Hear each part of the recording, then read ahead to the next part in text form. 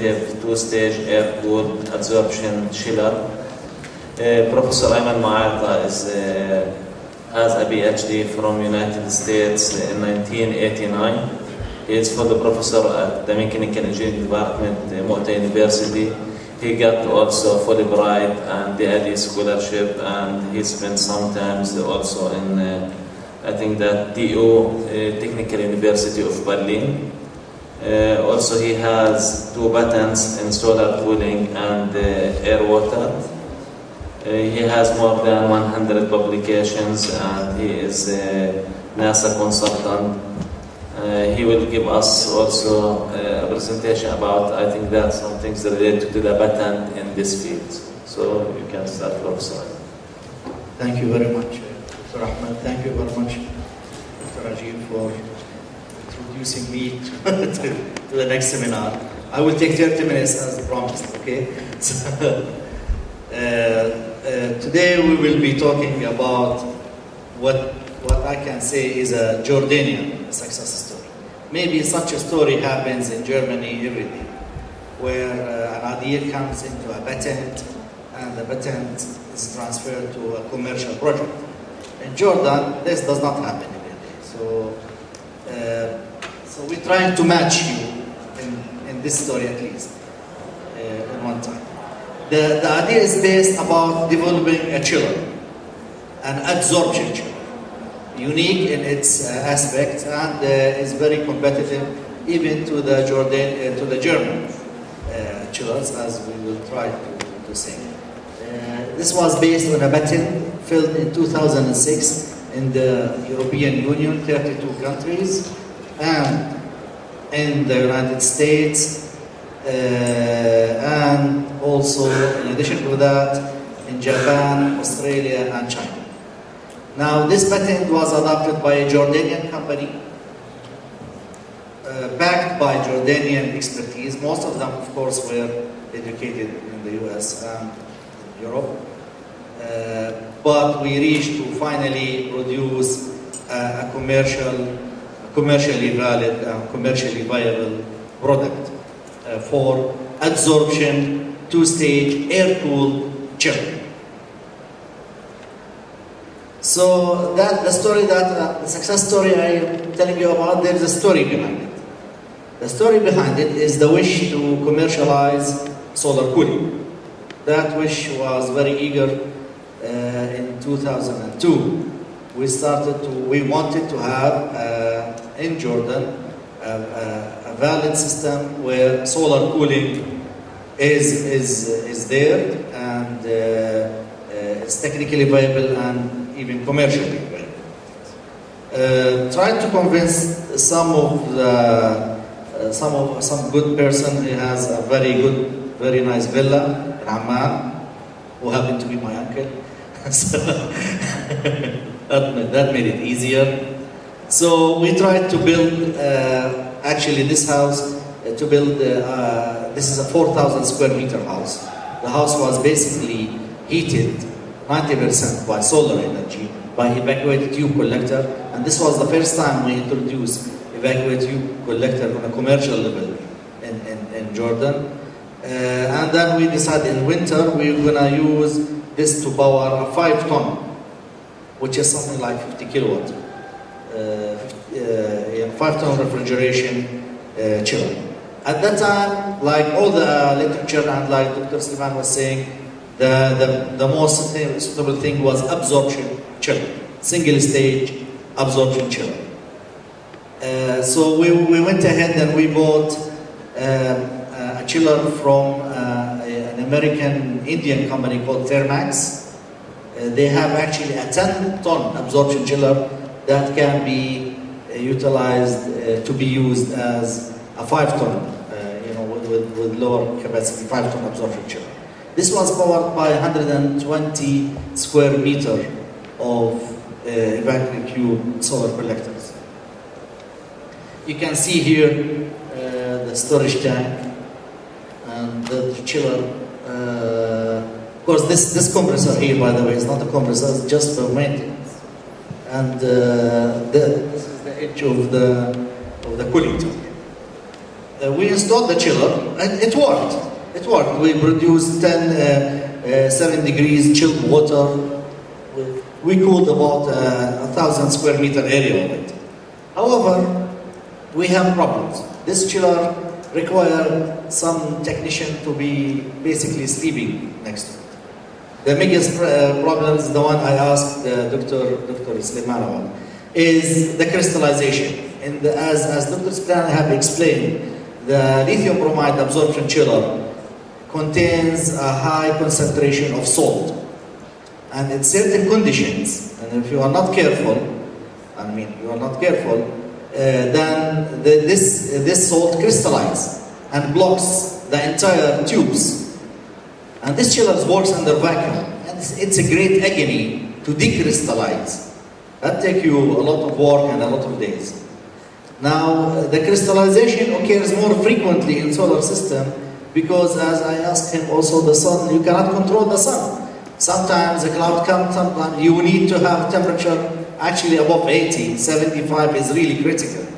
You better to have 80. What if the temperature drops below 80? For some reason?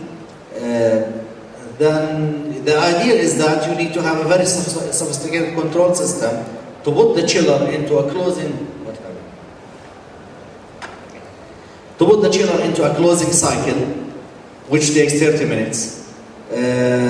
Don't use the chiller and stop using it until you get the temperature back, and then turn the chiller back. And then, or you can use a much very expensive Yazaki chillers which have this already built in. The other issue with that is this is a water-cooled chiller. The question was, does it consume water? It does consume water on the cooling side if your ambient is above 30. If your ambient temperature is above 30, you need to have an evaporative cooling at the beginning to cool your condenser and your absorber, right? So it does consume water, and in our area, first of all, in our area, the water is really precious and expensive. Secondly, in areas in like Abu Dhabi and Dubai, you have a hot, humid area where evaporative cooling will not work, and the wet cooling tower will not work, and you have temperature there 45 degrees and above. So we thought it's not. So it's a high maintenance. And we searched the market. In 2004, there was not a lot of absorption chiller available. We searched the market, and then we could not find a third-party technology that's really, in 2004, suitable. We used that chiller for 2 years. We tried to go with it. We really were stubborn. But the chiller was more stubborn than we are. So we gave up, and after 2 years, we decided, okay, we don't have in the market something like that. So instead of being depressed, we thought this is an opportunity to create our own. So the market, there is a lack of an air-cooled chiller that works with taking care of these conditions. So we were very much attracted by the idea of already there was existing certain absorption chiller. And the absorption chiller that I will explain a little bit more is that it's a single refrigerant. There is no solution that goes in. So no crystallization can occur ever. And the process is really much simpler than the complication of dissolving a refrigerant into a solution and then separating it out. It's insensitive to temperature variation. All what it does, any temperature variation will just decrease its capacity and decrease it, but it will not cause any damage to the chiller. It operates usually at lower temperature than absorption chillers. And also we had an idea to build an air-cooled absorption chiller. So what is absorption chiller and how do they work? Usually there are pairs of absorption is when you dissolve something as a liquid inside that thing. Absorption. And adsorption is when you attract it on the surface. So usually adsorption goes for solid and absorption goes for liquid. And usually as there are absorption pairs, as Dr. Suleiman has talked about, there are adsorption pairs, silica gel and water, carbon and methanol, zeolite and water, zeolite and ammonia, and potassium chloride and ammonia. I've seen many adsorption pairs. The one we chose is actually, the pair we chose is carbon with methanol, for certain reasons that I will be discussing later. But the patent itself is really, goes for all. The patent itself does not specify which pair we did, but in building it, we chose that pair. What does this? This is the carbon granules, the pieces of carbon. That pieces of carbon, usually, it has so many pores in it, and it absorbs the gases. It absorbs methanol especially very well, and just take that and put it in the small pores, millions and millions of square meters of pores that you can have in maybe a cup of carbon. When you heat the carbon, it dissolves. It rejects these gases, the refrigerant. It rejects it, and when you cool it, it adsorbs. So if you heat it, it dissolves, and when you cool it, it adsorbs. So it's like a compressor. The compressor, when you push the piston, it compresses. When you take the piston, it sucks. Here, when we cool it, it sucks, and when we heat it, it compresses. It pushes away by heating, and it sucks in by cooling. So it creates, by assigning the temperature, we have something we call a methanol pump. Our refrigerant is methanol, and it's not freon or water. The pump pressure is basically applied by the temperature difference, usually we're between 75 to 95, similar to absorption chiller. And our cooling, low temperature, the way in which you need to cool the carbon, can go, in our case, between 35 and 45. In the adsorption chiller, there is something called a generator. The generator is basically a heat exchanger in which we heat or cool the carbon granules. If we pass hot water into that generator, the carbon granules is heated, and if we pass cold water, then the carbon granules are cooled. So, what is the principle of that? As you can see, we have here, two generators. Let's say generator 1, which is, as I said, the heat exchanger 1, and generator 2, heat exchanger 2.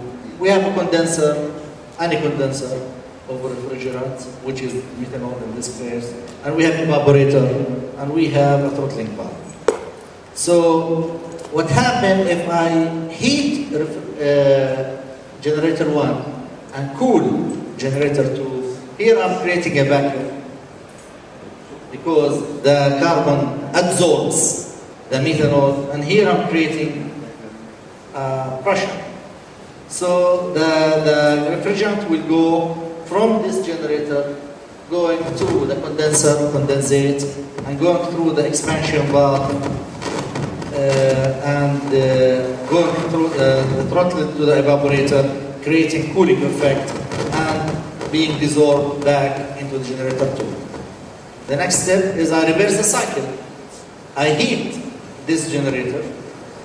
I will heat this generator and cool this generator, causing the gases to flow in that direction. Of course, there are solenoid valves or non-rotating valves to control the passage of the gases.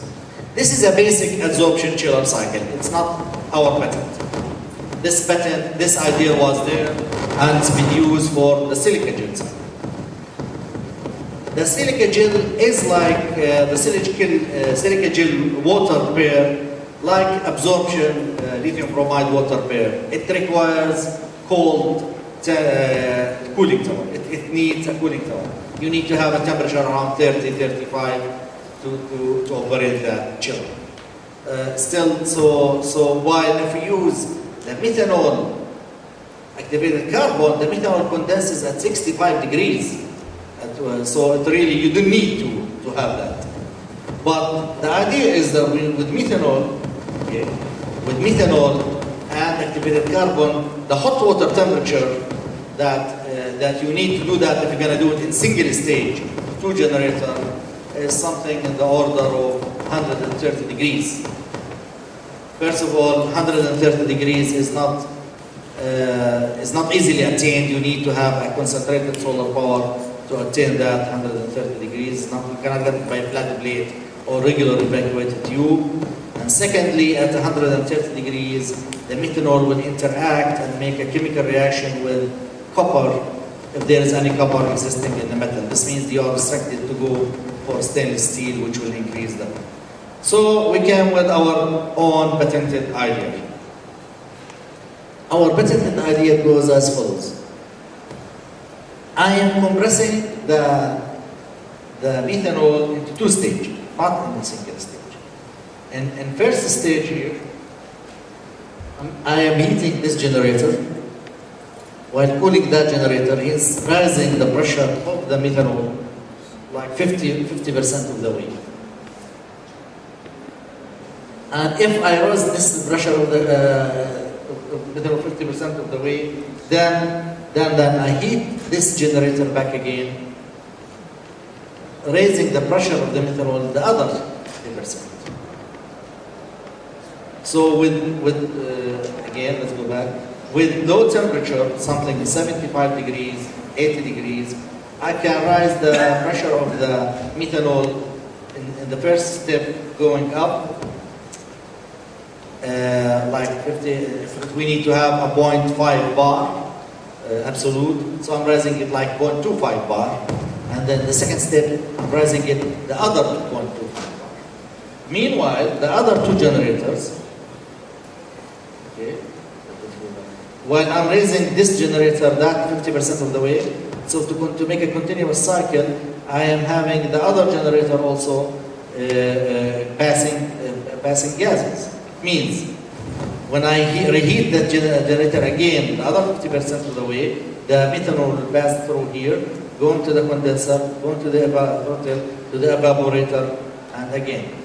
While I'm doing this side, while this side is doing a cooling cycle, this side is doing a regeneration, which is the 50% of the step. So this side will be doing cooling, this side will be raising the pressure 50%. Repeating this again, I will have the other side. Okay. I'll have, now this side is doing, now I'll be having this side doing cooling, the gases will go like this, and this side will be doing 50% of the generation. So this is the basic idea of the chiller. I'm raising it into two stages instead of one stage. Another idea we added that after the gas, all the gases, most of the gases from this generator has been transferred to that generator, I still have high pressure generator here, low pressure generator here. I need really to have more gases into this generator, and I really need to take gases from that generator. So what I do is I do something called cross generation. Means opening a valve between this generator and to that generator, allowing the hot gases to pass to here. And also hot gases to pass to here. That really creates a very improves the efficiency a lot. What happened is that, so we have two cycle generator in each cycle, and we have the cross generation between them. So the main patent idea is basically this two-stage compressing and the cross generation. This is something new that was we did the chiller. Now this idea from 2004, 2005. Now we start building, after filing it in 2006, we start building a chiller. We managed, of course, a lot of great deal of R&D was done, and all this, I have to say, was sponsored by a private sector company. Unfortunately, the laws here in Jordan will tax you if you file the patent, and heavily tax you. And I was shocked. The tax people were after me. They want me to pay them 5,000 JD for filing a patent. And the good thing is that I did not file it in Jordan. If I would have filed it in Jordan, I have to pay that. The idea is that the patent was filed outside of Jordan, so they are And I don't know, you know, as if we have so many patents. We need to stop that. Okay. So there is no government incentive at all. There is no government help. The laws is against me, everything against me. It's only the private sector company that take and spend the whole idea, spend millions on R&D, develop a product that we look at. And we had won a project in Aqaba called the Mid-Enik project. Is to have a house fully cooled by solar energy. A 300 square meter villa, fully cooled by the solar energy. But we used at that, our chiller was not ready, so we used a sorting absorption chiller, silica gel absorption chiller. The idea was to have our chiller here with cold water storage underneath, the hot water storage here, the solar thermal is there, and the cooling water storage. We thought we can use all night to cool the water storage. At the beginning we were talking to have air cooled because of our chiller, but then the sorting chiller cannot work at 45 degrees hot water, cooling water, so we had that to be air cooled. This is the house. That is the thermal storage tank. And this is the chiller itself. Some part of it we're taking apart for maintenance. And this is the cooling tower. This is part of the evacuated tube solar matrix. I have to say, you know, even with cooling tower, this had some issues. So we went into our own things. We tried to do our own development. This was very, very primitive idea to just start building the generator. Of course, most of this knowledge is very private, very appropriate. You really don't know. There is nothing in the literature that tell you how to build the generator. You have to just experiment yourself, because most of these are new technologies. So this was a very primitive experiment. We started doing it. That was supposed to represent the condenser, and this was supposed to present the evaporator. We managed to create ice with that. Oh, okay, I didn't have.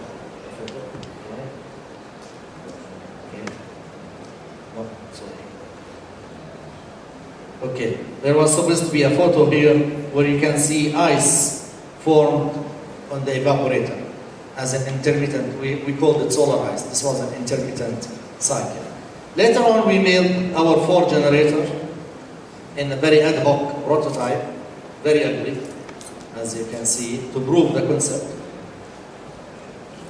But it was very scientific. We have a data logger measuring all temperature, all pressure. It's not shown here, in all stages, flow rate of gases and everything. So we do have a great set of experiments and results. Unfortunately, I cannot show it to you, because still it's a property of the company. But the first chiller we tested was only a 2 kilowatt chiller, the first one we built. And when we tested it, we noticed a very beautiful thing. The 2 kilowatt at like 30 degrees centigrade was only decreased by half a kilowatt, even at 45 degrees. This is the cooling water.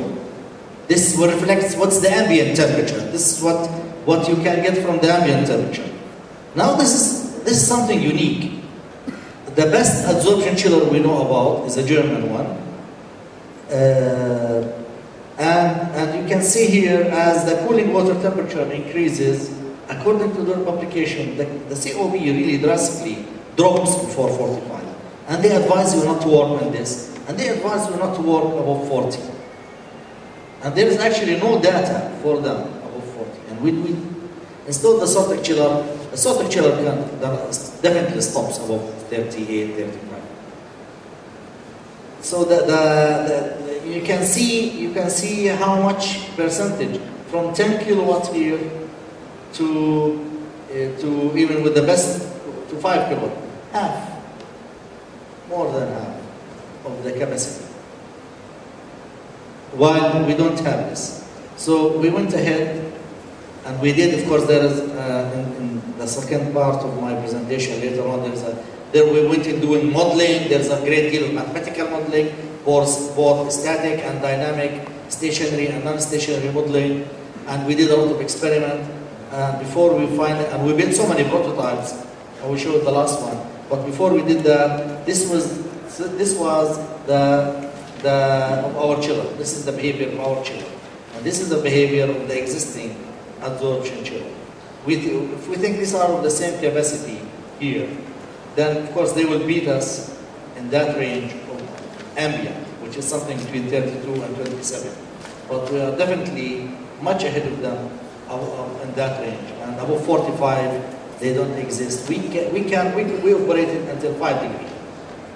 So the final stage of our chiller, something looks like that. This is the design. It is for the generator.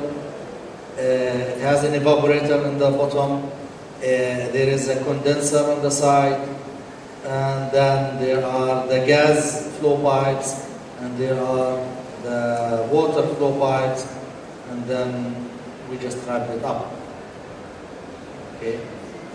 And this is how it looks before it wraps up. This is a chiller. A commercial pilot is ready to be installed very soon. And it's been tested for a year with various temperatures, heating temperature, cooling temperature, and we can finally produce a specific specification sheet telling you its sizes. By the way, this is a 10 kilowatt chiller. It's like 75 centimeter by 100 centimeter in footprint and 120 centimeter of height, 150 kilogram in weight, and it can work up to 50 degrees. You can see here, it can work up to 50 degrees ambient. And this is a 10 kilowatt at 35 degrees nominal, which is equivalent, for example, to a Sortic 15 kilowatt of 35 ampere. This is how does it look. The advantages is that we can work 45 to 50 degrees ambient, while other silica gel chiller cannot. The COP capacity is not affected. We can go to lower temperature, 8.5 or 9 degrees chilled water temperature. Usually they prefer to go somewhere around 12 or 15. The drop of capacity per degree is cooling, while the drop of capacity per degree of hot water is cold water there is very problematic. In general, our ADC2 chiller is an air cooled. Hot even can work in hot and humid environment. You don't need a cooling tower. You didn't want to lose water, while other adsorption chillers do not do that. Thank you very much.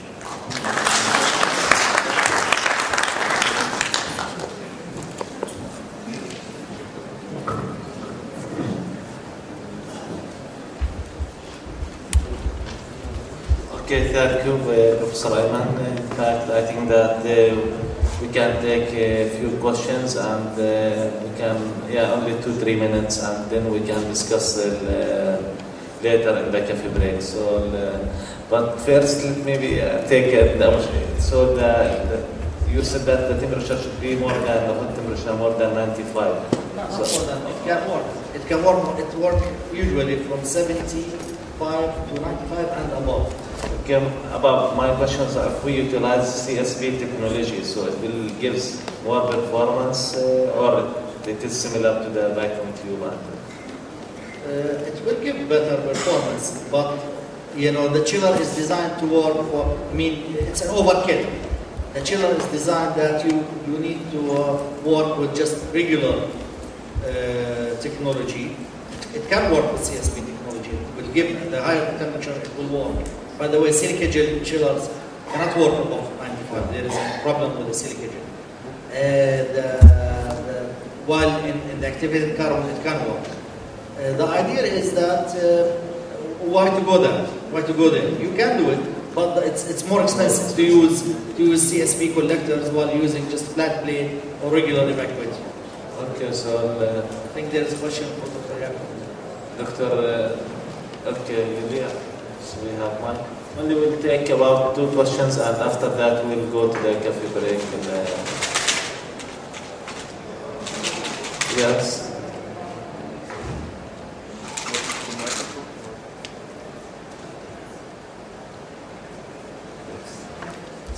yet, so I'm just trying to thank you for your great presentation. I just have two questions. First of all, when will be the chiller available for Klea? That's the first question. Is it now available on the market, or how much time it takes? And what about the costs of chiller compared to sorted, for example? Thank you very much. This is a very valid question. The chiller will be very much. I have to say something first of all. This is the first time I ever discussed this chiller in public, and it's an honor of the existence of our German friends and my friend Gilles. This is the first time ever I discussed this patent in public, because the company wanted to keep the IP rights for itself. But the chiller, there is a pilot plan to be a commercial pilot, means a third-party pilot to be installed soon, very soon. And they're deciding between 2-3 clients to install that. I think they will put it there, test it for a few months, and to have a satisfactory report on the field. We have in-lab testing. We want to have on-field testing, and then it will be commercially ready. Till now, the cost is basically, we're manufacturing everything by hand. It's not really a production line. But the cost is very competitive and very competitive with all chillers, actually. From our point of view. But when this goes into a production line, then it goes. I have to say something. I think the company, I'm sure the company is welcome the partnership with any strategic chiller partner to go into, probably doing a production for that, or production or marketing or affiliating of our ideas and chiller. And by the way, one of the countries where this patent is registered is Germany. Okay, please.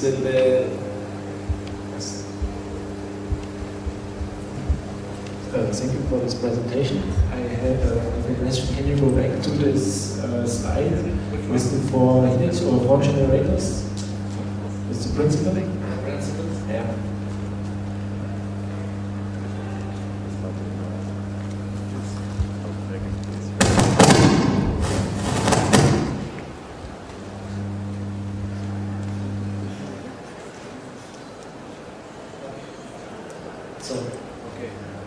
As I understand, this assembly of 2 generators at one side acts as a turbo-driven pump for the fluid. Yes. Yeah? Okay. Yes. Okay. The question what I have like this. Yeah. The question I have the phase delay between switching. Yeah. Exactly. Is it not 90 degrees, or is it, for example, you heat down below, you heat below, you cool up. Yeah, you transfer liquid from first to second. Okay, in this side, I heat below, yeah. I cool up, I transfer the gases from this side to that side, raising their pressure. Okay, and then you start heating. And then I will continue that until a condition is met. Yeah. And then I will start again. I will start heating this side. Okay. Then that side I will heat back again, cooling this side. So the gas will go that way. And you do not change directly. What I want to know is, look at generator 1 and generator 2. First you heat generator 1 and you cool generator 2 to transfer fluid from 1 to 2. Yes. And then you start heating 2 without immediately starting cooling 1. No, there is a lag. The lag is like a minute, something like 1 minute. You need this lag. If you do not have this lag, it doesn't circulate. Yeah, well, of course. This is metal and carbon here. It will not cool immediately, but within a minute, less than a minute actually. Less than a minute, then this will be higher pressure. Okay. This will be low pressure, and then the air will push here. And you start cooling after heating. First you start heating generator 2. Sure. No, that goes together actually. The switching between, whenever I start to heat and I start to cool, there is a switch mechanism, and there is a temperature, there are three-way valves, temperature sensors, that whenever the temperature difference is there. If you want, I can go into more details. It's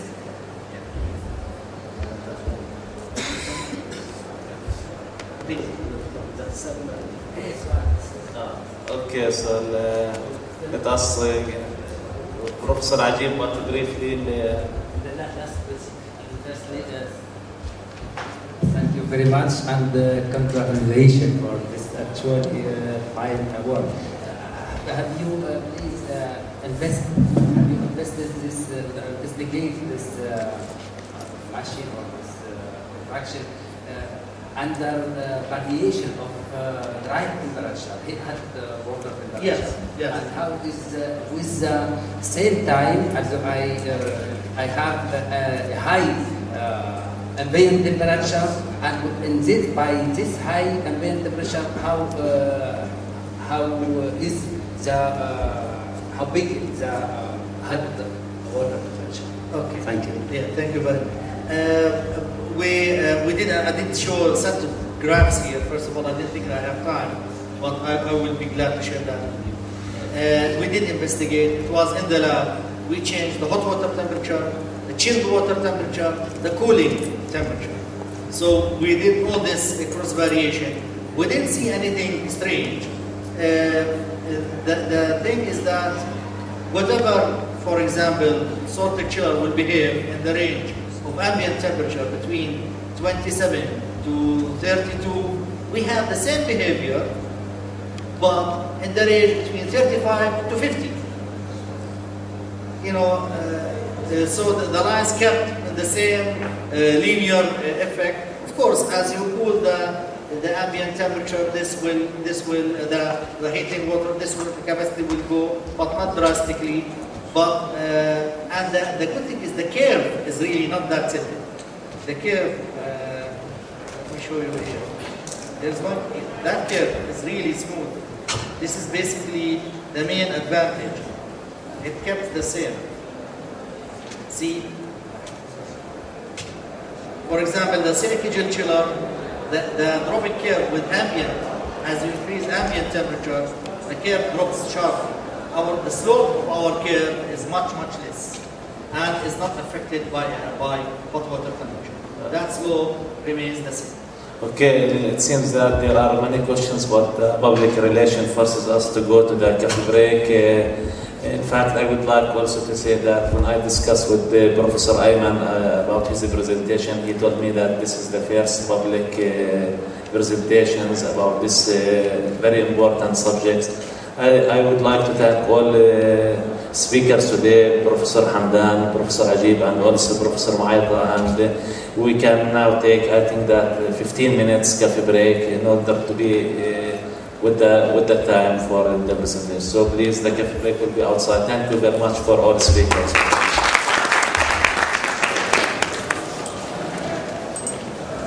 To begin with our second section for this. Our second section for this day with three lectures.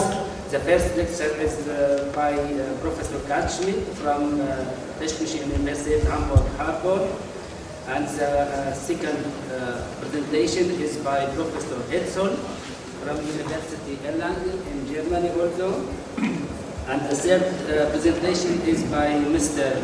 Firas Rimavi, South Company for Construction and Development, and maybe I want to say some words about Professor Kalschmidt, Martin Kalschmidt. He is head of Research Center for Bioenergy in Germany, in Leipzig, and he is department, the head of Department of Energy Research and Environment also at the University Hamburg-Harburg. He has more as 100 reviewed publication He has many experiences at the field of renewable energies.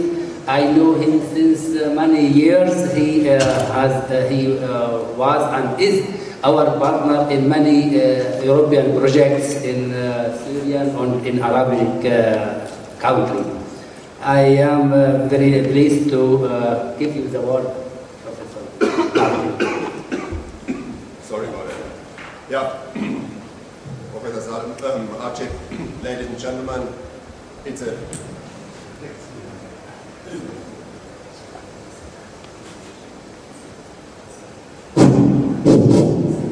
better like this. Yeah, ladies and gentlemen, it's a pleasure for me to be here, and I will do my very best that you get a good understanding.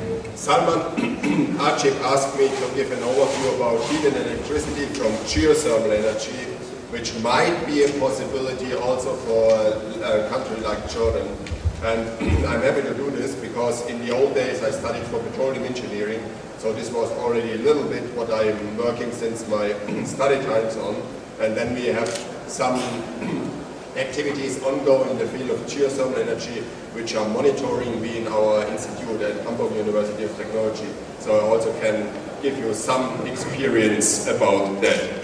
I think it's better like this. First, I would like to talk a little bit about the background, and then I would focus on shallow geothermal energy. That means all the heat pump applications, and based on this, then I would like to focus a little bit also on the deep geothermal energy, and at the end of the presentation, I would draw some final considerations. If you agree to that, and this is only a rhetorical question, ladies and gentlemen, let me first start what you never should do, and what I teach my students not to do, to start with definitions, because it's the most boring point what you can do in a presentation. Nevertheless, I think it's important that we speak about the same point. Yeah? Basically, and this is the important factor, when we talk about geothermal energy in Germany or in Europe, geothermal energy means all the energy below the surface of the earth. Yeah? Ladies and gentlemen, that means basically, yeah, all the energy what is, I'm not tall enough for that, yeah? What is below the surface of the earth, independently where the energy is coming from. Because in the upper few meters of the earth, the energy is very much dominated also by solar energy. Yeah? So, that means, and this is the important point that we talk about the same, geothermal energy is defined as the energy available below the surface of the earth, independently where the heat is coming from. Yeah? To make this a little bit more clear, on the next slide you see for a location in Frankfurt, the temperature of the earth throughout the times of the month. And there you can see in a depth of roughly 1 meter, what you might see here, yeah, you have a very clear yearly change. So, for example, in February, this is more or less the coldest month with a certain time lag. The temperature is between 2 and 3, or roughly about 3 degrees C, and it rises up in the summertime in August up to 14 degrees C. And the deeper you go, the less the influence of the solar energy is, the more even the temperature is throughout the year, and this can be seen here for the temperature line when we talk here you go. When we talk about in 10 meter depths or even in 30 meter depths. So that means that the temperature at this very close to the surface area is very much dominated by ambient temperature, and the deeper you go, the less this influence is. This is very important when we talk about the possibilities to use it. Yeah? When we go deeper, then at the depths of roughly between 10 and 30 meters, the temperature increases with roughly 3 degrees C per 100 meter, and then you can see the average is what you can see here. This is the average. This is the continental deep pore bowl in southeast of Germany, but this is more or less the average what you can find throughout the world in average. But, and this is the positive news, you also can find a lot of spots where you have a significantly increased increase of temperature when you go into a certain depth. And this is very, very nice, what you can see over there, that for example in Nadarello in Italy, where we use already since centuries, since the 1901 or 1902, we produce already electricity from geothermal energy. They have in a depth of roughly a couple of 100 meters already temperatures of about 200 degrees C. Yeah? And that's the reason that you have to look for such spots where you have a certain anomaly and a certain over-proportional increase in temperature with increasing depth. So, I will come back to that point later when we talk about electricity generation. Another important point is how the composition of the underground is. Because when you drill a hole into the underground, you have to retrieve the energy from the underground. And this is only possible when there is already water inside, or when you can allow to flow water through the underground, and therefore it's very important how the composition is. And as you can see off the top of this, unfortunately not very clear picture here on the screen, but it's better here on the computer. There you can see that if you go over there, this is single sandstone where you have a lot of pores inside the stone, and there you can press through water, and the water can extract heat, and then you can simply produce it. And when you go down here to stones like that one, so there's no pores inside, and this will cause you lots of troubles and lots of problems and lots of technical challenges to, let's say, open up such stones to press water through. Yeah, these are the geological conditions, ladies and gentlemen, and now let's come to the different technological systems, how to use this energy. The most simple one is basically the use of shallow geothermal energy with a depth of up to 300-400 meters at maximum. Then we have the hydrothermal systems where you have a layer in the underground where you can retrieve the heat and use it for the provision of district heat. And then you have the deeper layers. What you see is roughly 5,000 meters, what we're currently tapping in Germany and in France to retrieve hot water with a temperature of roughly 150 degrees C. This is called HDR, HDR or HFR or EGS, hence geothermal systems. What I will do, I first will focus a little bit on shallow geothermal systems, and then I will give you a little bit of a hint what's going on in deep geothermal systems. About shallow geothermal systems, they are basically all systems coupled to a heat pump where you retrieve the energy from the underground at a low temperature level and produce the useful heat. Here you can see some of the systems as they look like, so they're not very spectacular. They look a little bit like a refrigerator, what you put in the cellar, and that's it. Yeah? The principle is very simple, and so you have the solar and geothermal energy at the underground, in a couple of meters below the surface. Then you have the heat pump. You need an additional energy to run the heat pump, and then you can provide useful energy. Then you can provide the useful energy. So the energy flow basically is as it is shown here. The challenge, what has been a little bit tricky in the last 10 or 15 years ago, is how to retrieve the energy from the underground. There you basically have 2 or 3 different possibilities, what are mostly used for the time being. These are the so-called horizontal ground-coupled heat exchanger systems. What you can see here on the screen, they are basically 1 meter, 2 meters above the surface. They are a pipe from plastic, which is embedded in a sand bed, to ensure that you have good access to the energy which is in the underground. And then you simply pump through a heat transfer fluid, which is mostly water with glycol to avoid freezing, which is maybe not a problem here in Jordan, but is a problem in Germany. And then you can retrieve the energy from the underground. This is shown here, basically when you look this section AA, what is shown over there. Another possibility, if you do not have enough space, The depth is, it depends where you are and how you design the system. The depth below the surface is between half a meter and 2 or 3 meters. Yeah, so it's not really deep. Yeah, it's only really close to the surface. What might be deeper is when you do not have so much space, is these trench systems that you make basically, I don't know the English word for the valley, a hole, a long hole, and then you put it inside, as you can see it here.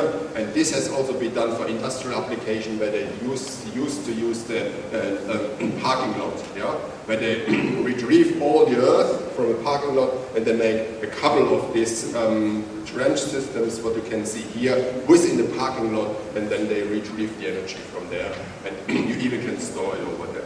So this is one possibility. The next possibility is the probe-coupled systems, where you basically drill a probe in a depth between 50, 100 meters, sometimes even a couple of 100 meters, so up to 500, where you pump in with such a heat exchanger system, where you, like is for example shown here, where you pump in a heat transfer medium in the underground, it takes up the heat, and then it goes back on the other side.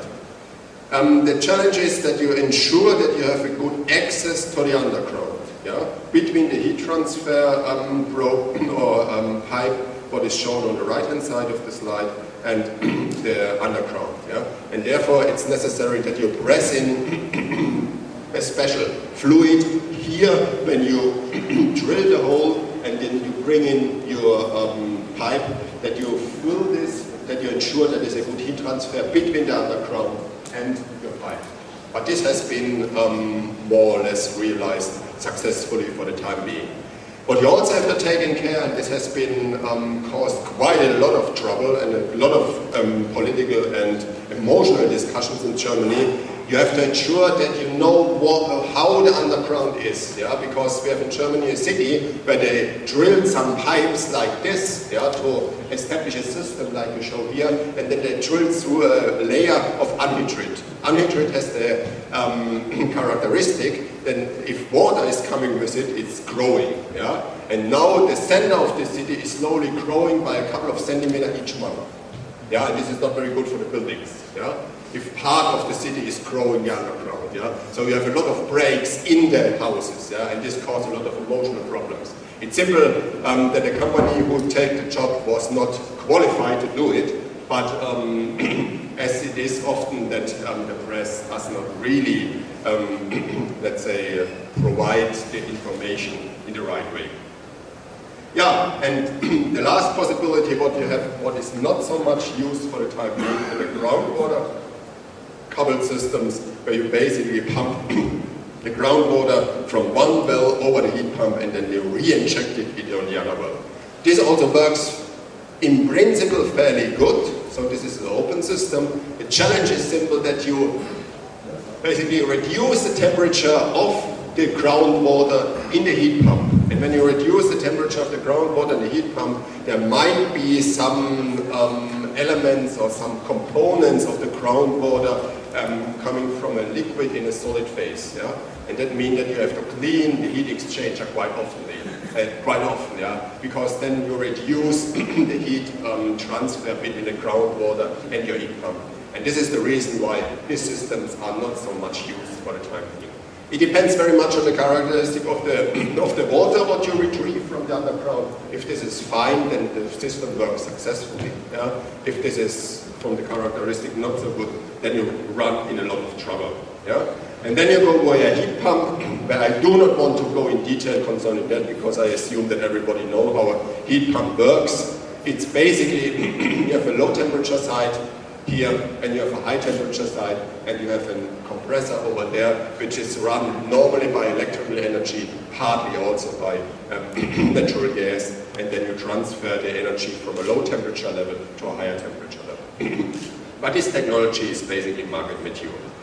What are the optimization criteria when we talk about such systems? So these are the two most widely used ones in Germany and in Europe, as far as we know. These are the probe ones, and these are the collector ones.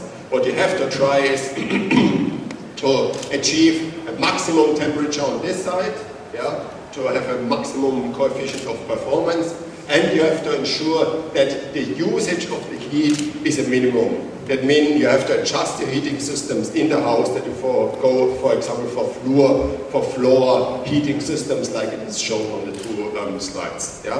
What you also can do, and it is also done, that you do not get access to the energy in the ground, that you get access to waste heat from industrial processes, and then this system also works quite successfully. In the last couple of years, we installed, I think, more than 1 million units in Germany because the people are a little bit, would like to use a little bit more natural renewable sources of energy.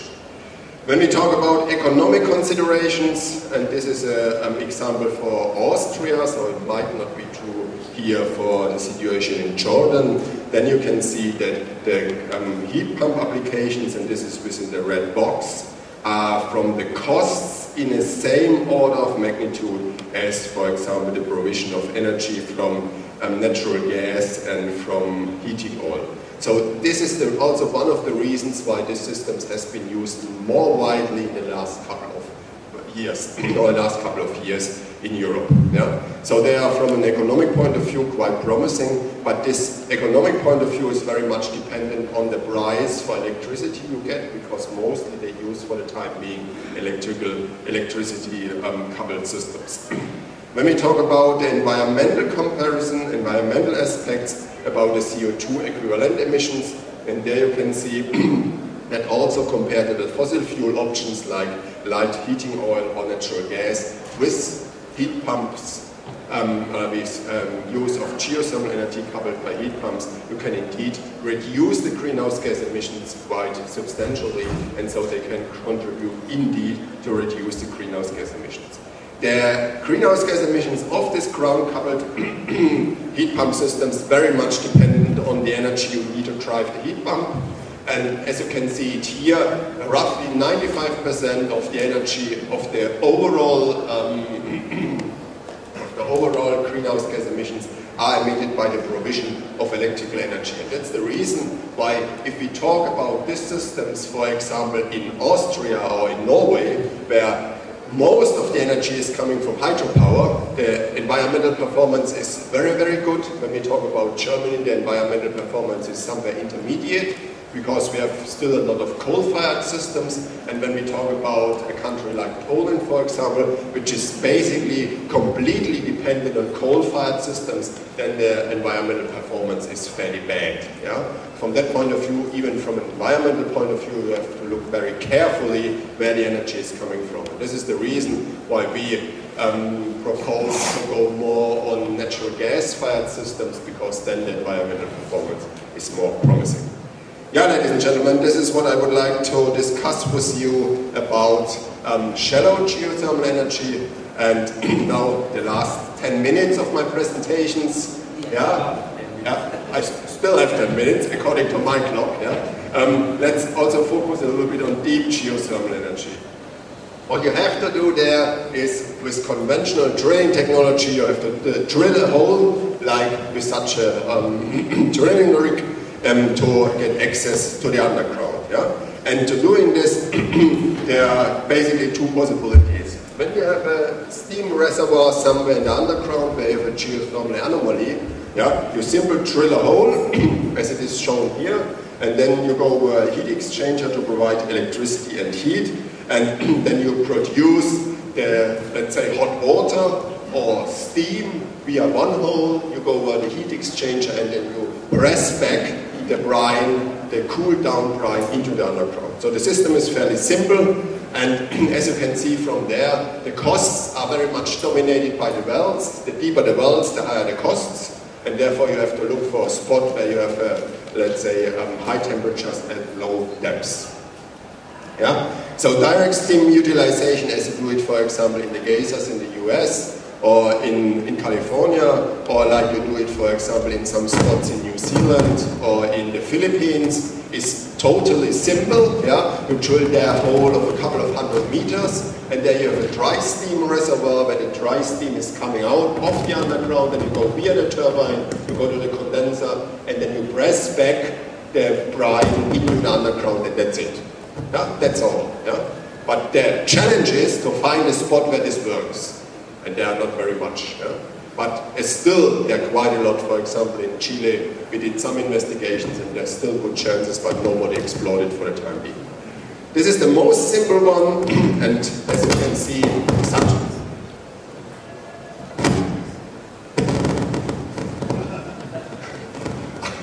It's not from me, sorry. As you can see, there exists some such plants already. The second system is the flash system, that you produce a mixture between hot water and steam, and then you go via a high pressure separator and a low pressure separator, where you provide high pressure steam go via the turbine, low pressure steam go via a turbine, and then the condenser and press it back again in the underground. So these systems also work successfully in lots of countries where you do not have such promising geothermal conditions, but this might also be a possibility what might work, for example, in Jordan, depending on the geological conditions. What you also can do, and this is done in Germany, is basically the same story. We tap a hot water reservoir, like you can see it here. So we have a layer in a depth of roughly 2,000 meters, which is equivalent to the temperature of 60 to 80 degrees C.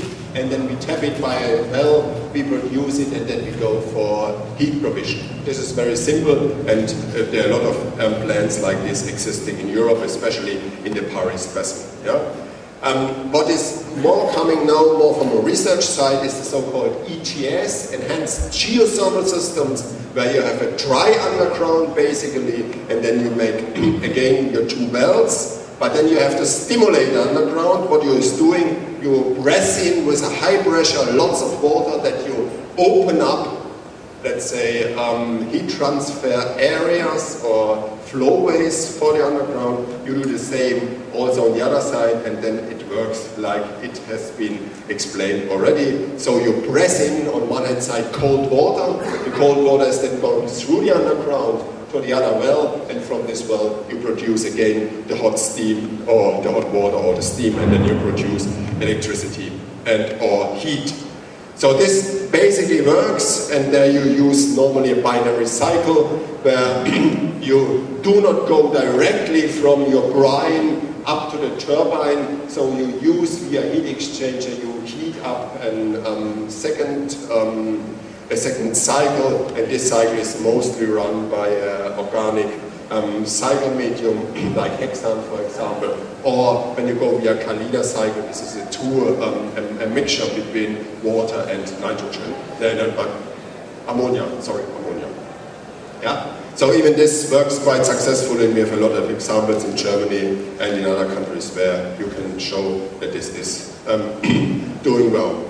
This is an example when we provide only heat. Yeah, this is the reservoir, and you produce via this production well, you produce the hot water, you go via heat exchanger, and then you feed it into a district heating system to heat up the people. But this makes only sense in countries of the northern hemisphere where you have cold winter time, and I think this does not help really a country like Jordan, where it's in the winter cold but not that cold. So when we compare this for economic reasons, then we can see that, let's say, the electricity generation from geothermal energy is, compared to other options, fairly expensive. Under the geological circumstances of Austria and Germany, 2 more minutes, but when you have better geological conditions, like you have it, for example, in Chile or in Indonesia or in the Philippines or in New Zealand, then the electricity generation costs can really fairly low. And I read something that in such countries you have hardly electricity generation costs which in the order of magnitude below 5 euro-cents per kilowatt hour. Yeah? So it depends very much on the geological conditions. Concerning the environmental comparison, we can see that if we go for geothermal energy, and to make a long story short, we indeed can provide or contribute to the reduction of greenhouse gas emissions. So no doubt about that. Yeah, there is a good contribution what we can do, and this is the driver for the subsidies what you can get in Germany and other European countries to exploit the use of geothermal energy. Yeah, and with that and the red card from the chairman, I would like to come to my final considerations. Ladies and gentlemen, we have seen that geothermal energy is a promising renewable source of energy already technically mature in the small and the large scale. It depends very much where you are, what you would like to do, but basically you will find systems. Some are longer on the markets, others are not that long on the market, but I think you will find a solution anyway. Such system can be used most promising for shallow geothermal energy if heating and cooling is needed on the small and medium scale for private houses and SMEs. This might be a promising option also for here Jordan, that you might heat a little bit in the winter time if necessary, and you can cool it very easily in the summertime because you can simply run the system the other way around, that you extract the heat from the house and store it in the underground. So this is very promising, and this is one of the drivers that this system is also more used in other countries, because you can, let's say, have two systems subsidized by one heat pump system, yeah, the heating and the cooling system. For deep geothermal energy, if high enthalpy resources are available and which could easily be exploited for the production of electricity, so maybe you can check if in Jordan if you have hot springs. Hot springs is always an indicator that you have a geothermal anomaly, and this might be very promising, and as far as I know you have some hot springs here. The cost of these systems can be lower and higher compared to an energy provision from fossil fuel energy. The costs are very much influenced by the local frame conditions and especially the reservoir characteristics. Therefore, only site-specific statements are possible. This is what I explained. And all geothermal systems, and this is the good message, ladies and gentlemen, can contribute to the reduction of greenhouse gas emissions, but to a different degree. The greenhouse gas depends on the quality of the geothermal resources and the fossil fuel energy needed to assess the geothermal energy. And moreover, geothermal energy is a promising option with the potential to contribute increasingly to a sustainable way within the global energy system. And with that, I would like to terminate my presentations and feel free to ask questions if there are any. Thank you very much.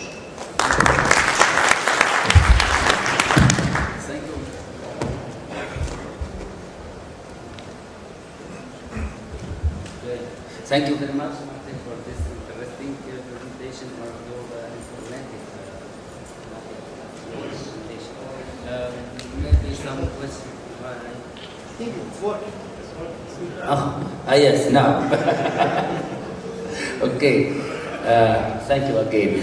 Please, question or comments. Could we begin with? Yes? Thank you. My name is Hassan Ali. I'm not so specialist in the geothermal energy, but as I read, there are major problems, or let's say, one is the chemical treatment for the extract, steam or water. Second one is the drilling cost. My question about the drilling cost, because what do you look for when you drill? Because it's costly. So as, let's say, you can take the minimum cost of locating what is the optimal place for drilling. I'm talking about the deep system, not the shallow systems. Okay, if I understood your question in the right way, it depends very much about the characteristics of the water you produce, how much chemicals you need. Yeah? There are places, as far as I know, where you produce clean drinking water and then you have no problems at all. There are places where you have a lot of sulfur and other stuff inside, and then you run in trouble. For example, in the geysers in the US, they produce also a lot of sulfur, so they have to reduce the sulfur to be below the limits. But there are technical solutions on that, and it depends very much, so I cannot say any general statement about that. Yeah? It depends what is there in the underground. Yeah? The second question concerning the drilling costs, they are basically the same drilling costs as when you drill for oil and gas. Yeah? So you should know. there are people in Jordan who know it. What are the costs for that? Yeah, I would guess. Yeah, so I do not know it by head, but you should get access to it. And then you have to look how is the characteristic of the reservoir and what you can gain in energy, and then you have to make an economic consideration. What is the best way to go forward? This is as we do it also in Germany, because the deeper you go, the higher the temperature is, the higher the efficiency for electricity generation, but the deeper you drill, the higher at the end of the day the costs are. And therefore you have on one hand side the costs are increasing like this with the depth, and on the other side it's like this, that the specific electricity generation are going down with depth. Yeah? And then you have somewhere certain an economic optimum. Yeah, this is as we do it. Okay, thank you. Another? Yeah, please. Ayman, yes. Sorry, Entschuldigung. عفوا. تفضل شباب. عفوا, تفضل شباب. Thank you, sir. Sorry. You mentioned about the shallow system. You had installed about 1 million units in Germany. This is what I understood in the shallow system. What is the average cost or the approximate cost for such unit, like a single family? Sorry, we did quite some calculations. I do not have in my head now, yeah, because it's anyway different conditions when you compare to here. I just can tell that from average in Germany, it's roughly about 5, in average between 0 and 10% more expensive as if you employ or install a system based on oil or gas. Yeah, so it's more or less the same order of magnitude. And that's the reason why in the last couple of years the amount of heat pump systems installed in Germany is going up like this. Have 1 million units. There must be a figure for. Yeah, there is a figure, but I do not have it here. Yeah, I have it somewhere in my computer. Sorry about that. Yeah, so sorry. I'm getting old, you know, so I forgot it. Yeah. No, sorry, I really don't know it. Okay. Yeah, thank you very much. First of all, we did have Madaba University. The entire university is geothermally powered. The cost in Jordan is much higher than comparatively. I don't know, maybe, and this I'm talking about the capital cost. But my question is that in your first slide about the shallow, you said you have solar and geothermal going into the heat pump. I don't know if this is doable. We're trying to think about that. See, basically solar will bring higher temperature than geothermal, and most likely you have to design your system so it's either it has to be only, if you get geothermal, it has to be completely geothermal. Then the solar can be redundant. How can we mix them? Thank you. Yeah, this is where research is currently ongoing to combine both systems, geothermal and solar thermal application. Yeah? Which makes sense under the circumstances of Germany or even northern countries. Yeah? Because the problem is you have a long winter where you extract the energy from the underground. And to make this sustainable, you have to spread away your probes quite widely. Yeah? If you add in the summertime a solar thermal system and bring back part of the heat in the underground, then you store it there and then you retrieve it back in the winter time. This does not make sense for a country like Jordan, yeah, because you have a very hot summer, so and a relatively long summer compared to us. Yeah? But this is the reason why they do it, yeah. And this also makes sense. It's the same point what I said when you make climatization, that you cool down your house in the winter time, in the summertime, yeah. Then you also store it in the underground and retrieve it back in the winter. Yeah. This has the advantage that you can build your heat exchanger system in the underground more closely, yeah. And you're still sustainable from the retrievement. Yeah, you bring it back in the underground. Okay, thank you very much. I think we have to stop here because the lack of the time. Thank you very much. Now the Professor Edson.